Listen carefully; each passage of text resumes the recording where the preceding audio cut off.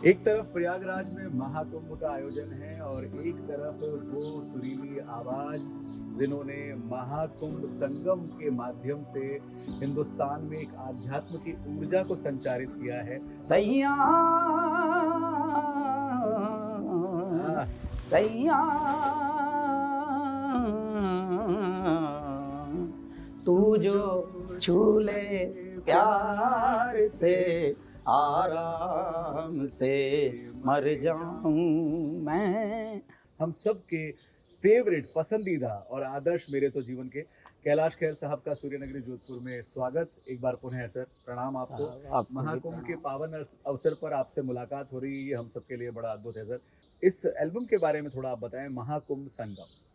जी, महाकुंभ संगम भगवान की एक ऐसी प्रेरणा है जिसमें क्योंकि समय समय पर भारत ही आपको ऐसे अवसर प्रदान करता है जहाँ पर आप परमात्मा का सुमिरन कैसे करना है, करना तो है, कर तो सब रहे हैं। अच्छा, क्योंकि ये महादेव की दुनिया है, मेरे भोलेनाथ की। अब भोले के भोले तो सब हैं, लेकिन भोलेपन में और मूर्ख में बाल भर का ही अंतर होता है जी। तो हमें मूर्ख ना हो जाएं, धूर्त ना हो जाएं, उससे भी बचना है और पूजा पाठ भी करना है। करना कैसे है, उसी में बस एक नुक्ते ने बदल डाली तकदीर हमारी। हम अर्ज करते रहे, वो गर्ज समझते रहे। क्या भाई कई बार इंसान मान लीजिए कहीं ऐसी जगह एज पे खड़ा है, उसको समझा भी रहे हैं भाई थोड़ा आगे आ जा, जी। तो कई बार वो जो सूत्र होता है उस सूत्र का ही नाम है साधना। तो परमात्मा के कुछ साधक होते हैं, उनमें से एक आपका कैलाश खेर भी है।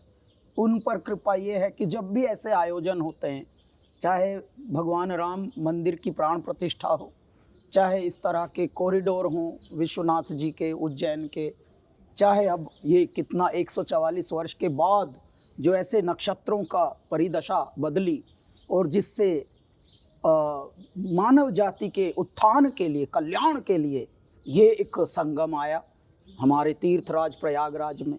और ऐसा शुभ अवसर पर अंतर प्रेरणा जब हुई तो महाकुंभ संगम का निर्माण हुआ। जी। चलो गोता खाएं संगम में, करें तीर्थ स्थावर जंगम में।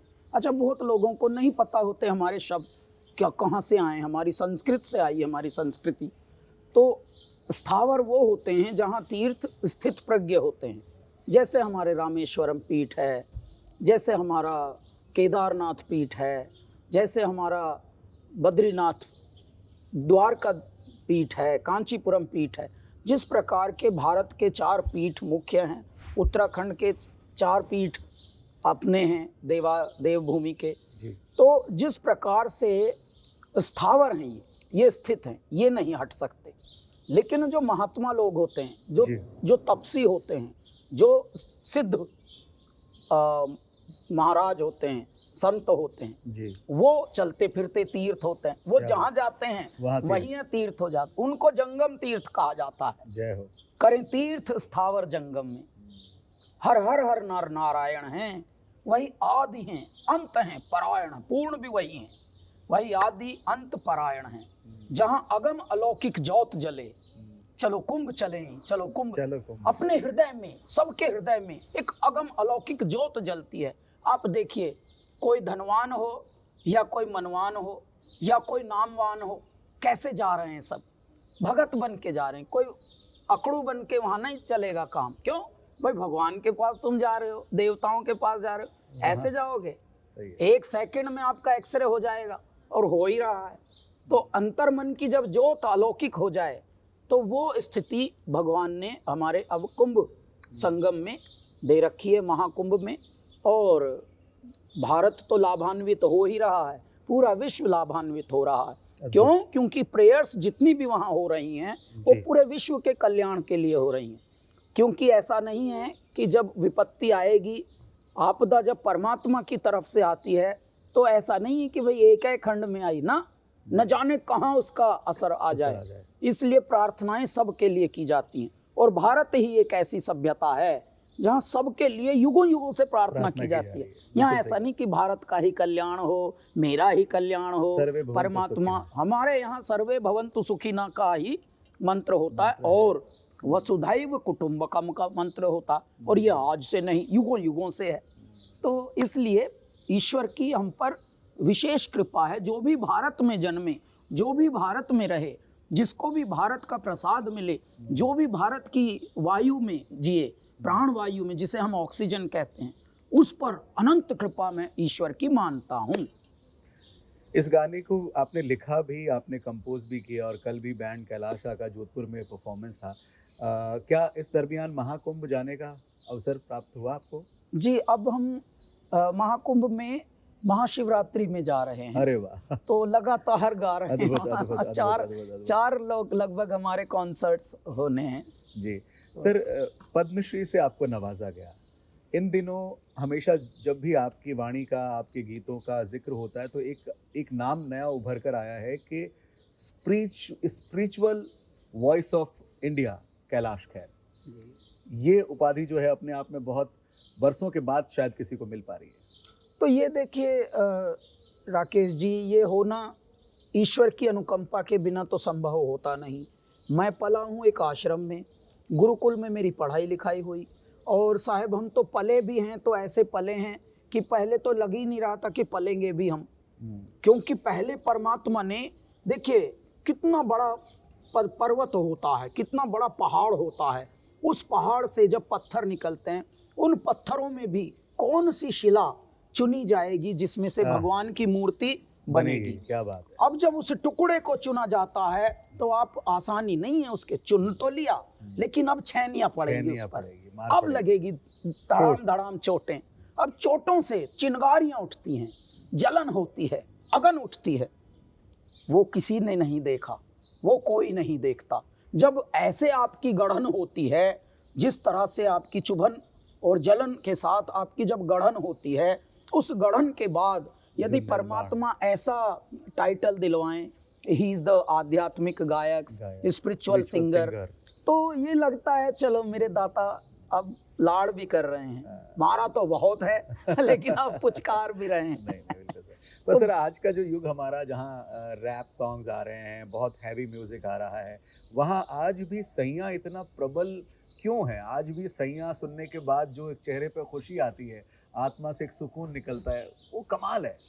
देखिए जी, जब भी अच्छे शब्द होंगे जी राकेश बाबू, अच्छे शब्द अच्छे भाव के साथ यदि आप प्रेषित करेंगे तो वो हर हृदय को छूता है। जी। दुनिया में शुरू से ही, जब से सृष्टि निर्माण हुई है, तब से अलग अलग स्वभाव के लोग हैं, अलग अलग आदतों के लोग हैं, परंतु इसके बाद भी आप देखिए, जो घी होता है उसमें बताने की जरूरत नहीं होती। 10 लोगों में आप असली घी लाके रख दो देसी, और हल्का सा ढक्कन खोल दो, खुशबू से तो खुशबू से अनाड़ी भी बोले भाई अच्छा घी है लगता है, अनाड़ी भी कह रहा। तो अच्छाई की परिभाषा ही परमात्मा तय करते हैं, उसमें ज्ञान रहता है पीछे। देखिए बुद्धिजीवी बड़े बड़े फेल हो जाते हैं भोलेपन के सामने, और भोलापन जो होता है वो पवित्रता से ही आता है। अद्भुत। तो ये होता है साहब। मैं पढ़ रहा था कि तेरी दीवानी की भी एक किताब लॉन्च होने वाली है जल्द। हाँ, और मैं अगर आपके साथ जो जुड़ पाया हूँ, आध्यात्म से कह लीजिए या आपकी वाणी से कह लीजिए, तो पहला जो मैंने सुना था, मैंने वही गीत सुना था, तेरी दीवानी। हाँ, तो इसकी किताब का जो ये मतलब होने वाला है कार्यक्रम, इसके तो बारे ये में थोड़ा पहली ये पहली पुस्तक आपके कैलाश खेर द्वारा आ रही है, और बहुत अनुवेदन पर हमारे चाहकों ने, आप जैसों ने बहुत बोला कि इसके पीछे, आपके पीछे क्या कहानी है, क्या दास्तान है, क्या कथानक है, थोड़ा बताइए। अब क्योंकि जब से हमारा उद्भव हुआ है इस संगीत जगत में, तब से भगवान वक्त नहीं दे रहे, तो जब ऐसा ही जीना है तो क्यों ना एक पुस्तक बताई जाए। पुस्तक के माध्यम से हमारे जो चाहक हैं, हमारे जो प्रशंसक हैं, उनसे और कैसे निकट आया जाए, उनको और हृदय में कैसे घुसा जाए। तो उन्होंने निवेदन करते रहे। अब जब होता है करते रहे, तो अब हमने तेरी दीवानी शब्दों के पार, ये एक पुस्तक आ रही है, तेरी दीवानी बियॉन्ड लिरिक्स।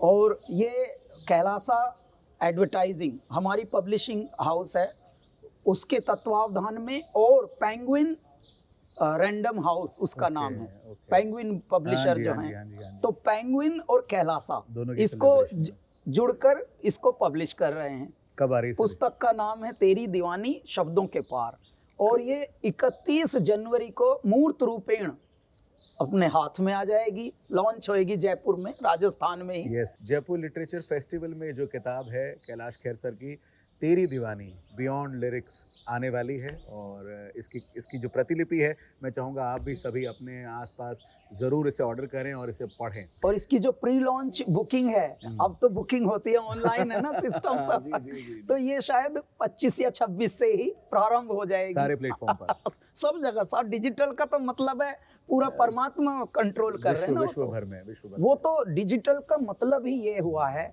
कि शायद कोई गैबी शक्ति है, कोई अलौकिक ताकत है जो बाहर ऊपर बैठा है लेकर सब छतरी, कि ये ले, इस छतरी से बांटूंगा सबको। सबको। तो ऐसा एक बटन सा दबता है, एक लिंक आता है, या I have already ordered, you know, like that. Absolutely sir, हम तो सब ऑर्डर करने वाले हैं, आप सब भी ऑर्डर समय पे कीजिएगा।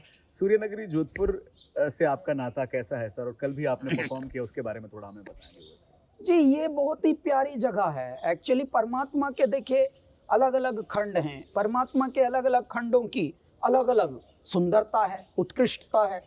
जोधपुर की विशेषता कैसा है कि यहाँ के लोगों में आज भी जो संस्कार हैं वो धीरे धीरे परिवर्तित हो रहे हैं फैशन के साथ। जो पैशन थी पहले, वो फैशन में कन्वर्ट हो रही है, लेकिन जोधपुर अभी भी पकड़े बैठा है अपनी जड़ों को। जोधपुर के आप थर्ड जनरेशन, हमने कल 3 जनरेशन्स देखी एक ही परिवार की, लेकिन उनके यहाँ भी संस्कारों की जो लॉ है वो वैसे की वैसे। अखंड चल रही है। क्या बात है। तो ये जोधपुर की विशेषता है साहब। अच्छा, हर खंड की जैसे हमने बताया अलग अलग विशेषता है। यहाँ की कुछ भगवान ने ऐसी कृपा की है कि भले यहाँ महल बन जाएं लोगों के, लेकिन गौशाला भी बनती है। यहाँ भले 4 फैक्ट्रियाँ और खड़ी हो जाएं, लेकिन ऐसा नहीं कि लंदन है बस गए जाके ना, इधर मंदिर भी बनाओ भाई। दादाजी ने मंदिर का बोला था, बनाना है ना, वो बनाना है भाई। उन दादाजी के संकल्प को आप ध्यान। तो जहाँ धर्मात्मा भी रहते हों, और जहाँ धर्मावलंबी भी रहते हों, और जहाँ ग्रस्त में रहकर भौतिक में जीवन जी के आपको अर्थ भी कमाना है, तो वहाँ ऐसा भी। तो यहाँ मस्तिष्क और हृदय का सम्मिलन जहाँ उचित हो, वैसी धरती है जोधपुर। क्या बात है सर, बहुत बहुत आभार सर आपका।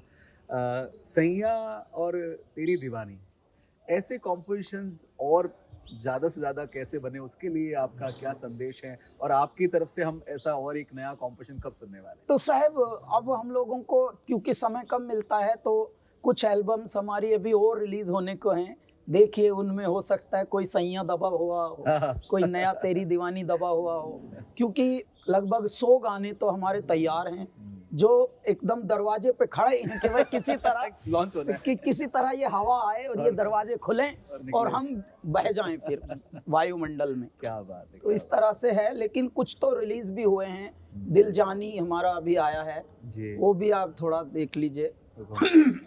बहुत बहुत शुभकामनाएं सर आपके आने वाले इन सभी 100 गानों के लिए। हाँ, आप कुछ करेंगे? अच्छा, आपने एक कहा था कि आपके घर में टीवी नहीं है और आप टीवी नहीं देखते, हाँ, उसके बारे में कुछ बताइए। नहीं, देखिए क्या होता है, यदि आप स्वयं को देख लें तो आप बाहर देखने की आवश्यकता नहीं होगी।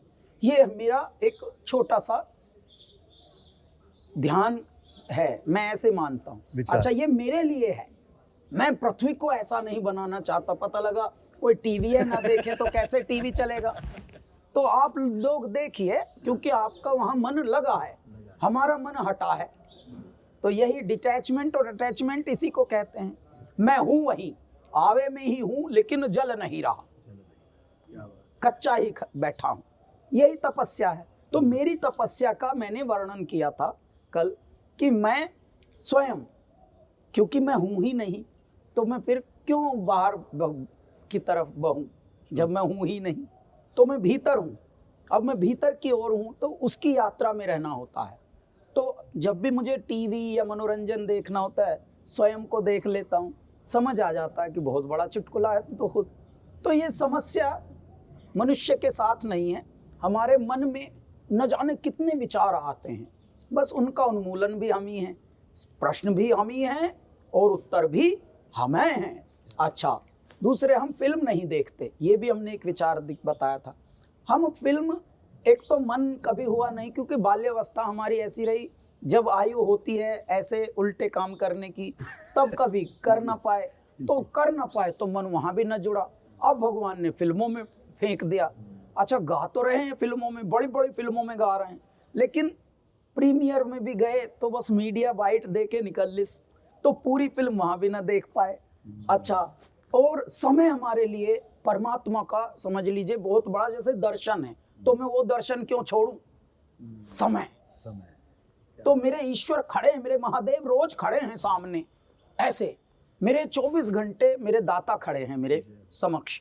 तो इसलिए हम संसारी काम कम कर पाते हैं, ऐसा नहीं कि बिल्कुल ही नहीं कर पाते, परिवार भी है, गृहस्थ भी है, संसार भी है, लेकिन बहुत हम कम हैं, हम कम में, क्योंकि कम जहां भी होगा उसमें होगा दम। क्या बात है। कबीर की मैं बात करूं आपके पुत्र की, तो उनमें भी संगीत निश्चित रूप से होगा, तो क्या वो भी रियाज कर रहे हैं आपके साथ साथ? जी, वो सीखता है थोड़ा, और वो, लेकिन आज की जो मॉडर्न दुनिया है, पहले उधर जाते हैं ना आज के, क्योंकि संस्कारों में क्या है, एजुकेशन कॉन्वेंट और ये सब आती है, तो हालांकि वो तो गुरुकुल पद्धति में ही पढ़ रहा है वो भी, मॉडर्न में भी, लेकिन क्योंकि मॉडर्न हवाएं जैसी होती हैं और उसके साथ ही अगर सब हाय डूड यू ऐसे वाली दुनिया है, तो थोड़े अंग्रेज तरफ हैं पहले, तो ये पहले ग्लोबल होते हैं ऐसी वाली जनरेशन, बाद में ये अचानक बहुत लोकल होते हैं, ये अपने संस्कारों की तरफ थोड़ा देर के बाद ऐसे मुड़ते हैं ना कि बड़े स्ट्रोंग होते हैं ये। आखिरी सवाल मैं आपसे पूछना चाहूंगा, जैसे आपने कहा कि ना आप टीवी देखते हैं ना फिल्म देखते हैं और आप अपने ऊपर ही विशेष काम करते हैं, तो आपकी हॉबीज क्या है, मतलब कहाँ आपका मन खुश होता है? और तो हमारी हॉबीज, जैसे हम नेचर में बहुत रहना चाहते हैं, अच्छा हम रहते भी हैं जैसा हम चाहते हैं, एक्चुअली असली में हम चाहते नहीं हैं, तो मेरे बिहाफ पर मेरे परमात्मा चाहते हैं। तो कुदरतन बात ये देखिए कि सबसे पहले जब हमको जगह दिलानी थी, मान लीजिए कोई जीवन में आगे बढ़ता है, पैसे कमाना शुरू करता है, तो अपना कोई जगह लेता है, भाई घर लूँ, फ्लैट लूँ, फ्लैट आजकल बेचारे लोग बोलते हैं, हमें फ्लैट नहीं, हमें फ्लैट ज़मीन देते हैं बाबा। सबसे पहले हमें लोनावला एक खेत दिलाया, अंग्रेजी में उसे फार्म कहते हैं, तो हमने फार्म बोलना शुरू कर दिया, आदमी की साइकोलॉजी बदल जाती है, oh he is a farm house, अबे खेत है भाई हमारा। सबसे पहले वो खेत दिलाया था 2005 में, ठीक है जी। अब उस खेत में सबसे पहले भगवान के संस्कार देखिए हमको कैसे मिले हैं। पहले गैया, एक माँ आई, हमने एक हमारे मित्र थे अग्रवाल साहब, गुप्ता जी ने अब हमें अब वो हमारे फ़ैन बन गए। तो शुरू में ही अल्लाह के बंदे जब आया था, तेरी दीवानी जब आया, तो हमने उनको साहब को बोला कि साहब आपने बोला था मेरे लायक कोई भी सेवा, आपकी अपनी गौशाला से हमको एक गाय अनुदान दीजिए, क्योंकि माँ कभी खरीदी नहीं जा सकती। क्या बात है। तो आप हमको सेवा के लिए भेज दीजिए। वहाँ हमको गाय मिल गई। देखिए आप जैसे होते हैं, फल लगा बीज जैसा बोया, जैसे होते हैं परमात्मा वैसी रचना रच देते हैं। आपका खेत, शुरू में ही खेत दिलाया, ये नहीं कि फ्लैट ले लो, अपार्टमेंट ले लो ना, पहले खेत, चल तू मुझे ला पहले, तो परमात्मा आ गए। अब जब परमात्मा घर में आ गए तो वहाँ फिर बायोगैस का एक प्लांट छोटा सा बन गया, उसके बाद उसी में वहीं ऑर्गेनिक खेती होने लगी। अब वहीं से आता है, अब जो भी हम खाते हैं अब स्वयं का उगाते हैं, और उसे आप ऑर्गेनिक कहते हैं, मैं जैविक कहता हूँ, बिना रसायन के जो जीवन होता है। अब जब आप देखिए बिना चाह, परमात्मा चाह रहे हैं कैसे जीना है मेरे बालक को, हमारी ये हॉबी है। अच्छा, हम नेचर की तरफ जाते हैं, प्रकृति का रख रखाव रखते हैं, लोगों को प्रेरणा भी मिले, हम ऐसे जीते हैं। और इसी प्रकार का जीवन जीते जीते अब ऐसा हो गया कि एक रोटी भी यदि हम खाते हैं तो वो भी स्वयं के यहाँ उगा होगा। सोचिए क्यों? क्योंकि एक खेत बाद में गुड़गांव की तरफ दिला दिया था बाबा ने, तो वहाँ खपली अन्न उगाते हैं हम, श्री अन्न जिसे कहते हैं, मिलेट, तो वो भी आता है। फिर सरसों तेल भी अपना यहाँ आता है। तो पता लगा खा इतना रहे हैं लेकिन बर्ताव बहुत रहे हैं। तो हम लोगों से 50 लोगों के करीब घर जुड़े हैं। उन रोज हमारे यहाँ, हम कहने को मुंबई में अकेले रहते हैं समुद्र तट पर, वहाँ भी हमारा ज़मीन से छत तक का घर, कहीं भी हमें फ्लैट नहीं दिलाते बाबा। क्या बात, कि तू फ्लैट नहीं है पागल, तू तेरा सारा संसार है तेरा है, खुद ही बना। तो तू ऐसा कर अपने ढंग से जी। क्या बात, तो ये जो है प्रभु ये कृपा। हॉबी है साहब। और एक हॉबी है हमारी गौ सेवा। तो हम एक श्री कृष्णायन देसी गौरक्षाशाला, श्री कृष्णायन देसी गौरक्षाशाला, ये महात्मा लोग चलाते हैं हरिद्वार में। लगभग 25,000 गौवंश है यहाँ। इसके साथ कैलाश खेर फाउंडेशन जुड़ी है। 25,000 गौवंश है। उनका रख रखाव, उनकी सेवा, उनका स्वास्थ्य से जुड़े हुए अस्पताल, 25,000 गौवंश, उसमें कैलाश खेर फाउंडेशन ये जुड़ी पूरे है। साल सर पूरे 335 दिन गौशाला की सेवा करता है सर। हाँ, करना ही पड़ेगा। 365। हमने पहले ही बोला जोधपुर में अगर ये नहीं होंगे, देखो ये करना बंद कर दें साहब, इनके सब धंधे घटिया होने लगेंगे। परमात्मा का खेल है। आप जितना परमात्मा की सेवा करते हो उतना आपके रोजगार, कारोबार आपका ऐसा पनपता है कि आप हंसते रहते हैं। अद्भुत अद्भुत अद्भुत। बूमरैंग चल रहा है साहब। दरअसल वो हमें पाल रहे हैं, हमें लगता है हम उन्हें पाल रहे हैं। पागल। क्या बात है, क्या बात कही है साहब। अपन सेवा नहीं करते, वो अपनी सेवा करते हैं। जी, अब बात तो ये साहब। है कैलाश खेर साहब, पद्मश्री कैलाश खेर साहब। जितनी बातें करें उतना कम है, पर जैसे कि समय की हमारे पास एक लिमिट है, तो हम आज के लिए इजाजत तो चाहेंगे, पर मैं सर से निवेदन करूंगा कि मेरी बड़ी हार्दिक इच्छा है, मेरा 2025 सफल हो जाएगा अगर मैं सैया और महाकुंभ संगम का टाइटल सुन लूं आपसे। चलो गोता खाएं संगम में, कर तीर्थ स्थावर जंगम में, हर हर हर नर नारायण है, वही आदि अंत परायण, जहाँ आगम अलौकिक ज्योत जले। चलो कुंभ चले, चलो कुंभ चले, चलो कुंभ चले, चलो कुंभ चले, चलो कुंभ चले, चलो कुंभ चले, चलो कुंभ चले, चलो कुंभ चले। सैया की 2 लाइनें सर। सैया सैया तू जो छू ले प्यार से, आराम से मर जाऊं मैं। आजा चंदा बाहों में, तुझ में गुम हो जाऊं मैं, तेरे नाम में खो जाऊं। सैया सैया। तो हमारी संगम की डुबकी लग चुकी है। आप भी सुनते रहिए कैलाश खेर साहब को, और इसी तरह आध्यात्म के सागर में डुबकियां लगाते रहिए। बहुत बहुत शुक्रिया सर।